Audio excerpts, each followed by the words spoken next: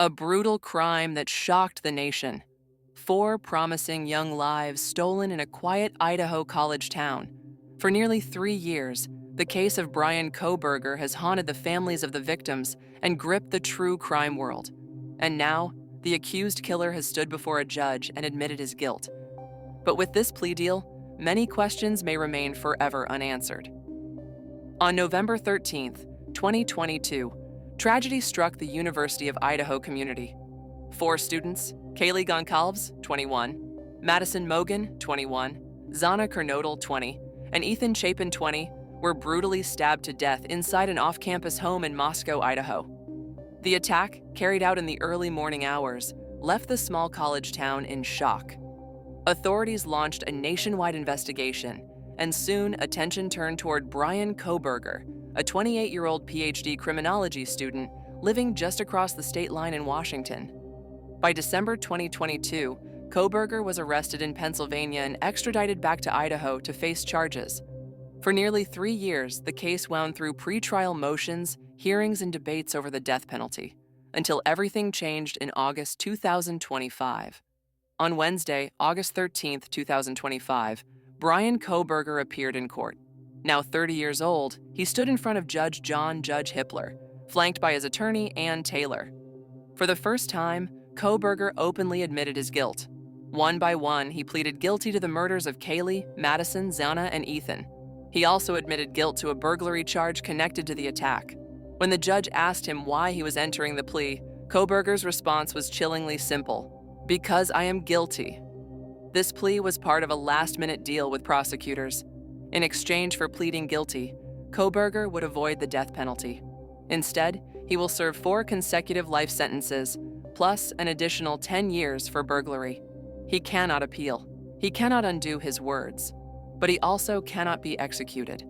For the families of the victims, this deal brought mixed emotions. The families of Madison Mogen and Ethan Chapin supported the plea. They saw it as a way to secure justice, protect the public, and spare everyone the years of appeals, mistrials, and painful testimony a death penalty case would bring. The Mogen family released a statement, saying in part, "The plea deal punishes the perpetrator of this horrific crime, protects the public from further harm, and allows all of us who knew and loved these 4 young people the time to grieve without the anxiety of a long and gruesome trial." But not everyone agreed. The families of Xana Kernodle and Kaylee Goncalves were furious. They wanted a trial. They wanted the death penalty on the table. They wanted answers that may never come. Steve Goncalves, Kaylee's father, posted a heartbreaking plea. "This is our last shot. Judge Hippler, you are our only hope that our child's murder isn't granted control over his destiny. You take control of this deal and make it right, because now you own it." The split left the community torn. Was this deal justice, or was it mercy where none was deserved? Kohberger's attorney, Ann Taylor, had fought for months to keep the death penalty off the table. She argued that Kohberger's autism spectrum disorder, alleged disclosure violations by prosecutors, and the constitutional guarantee of a speedy trial made a death penalty case unfair. But Judge Hippler denied all 3 motions. Finally, just weeks before trial was set to begin on August 18, 2025, Taylor approached prosecutors about a possible plea deal. The agreement was reached and finalized in the days before Kohberger's courtroom appearance. One of the most painful aspects of this plea is what it leaves behind: unanswered questions. Why did Bryan Kohberger kill these 4 students? Was it premeditated? A crime of obsession? A twisted fantasy acted out? With the case closed and no trial, prosecutors may never present their full theory of motive. And Kohberger himself, beyond his guilty plea, has given no explanation. For the families of Xana and Kaylee, that silence feels unbearable. With his plea, Bryan Kohberger has been sentenced to spend the rest of his life behind bars.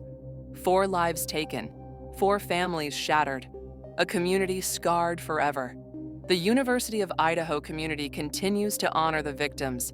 Kaylee Goncalves, remembered for her adventurous spirit and close bond with her best friend Madison. Madison Mogen, described as bright, compassionate, and full of life. Xana Kernodle, remembered for her humor, kindness, and resilience. Ethan Chapin, a triplet, remembered for his joy, love of sports, and deep devotion to family. Their lives will never be forgotten. The case of Bryan Kohberger ends not with a trial, but with a confession. For some, it is justice. For others, it is unfinished. But for all, it is a tragedy, a senseless act of violence that cut short 4 beautiful lives. And tonight, let us remember Madison, Kaylee, Xana, and Ethan. Another case, another reminder. Be aware, be safe, and take care of each other. See you soon.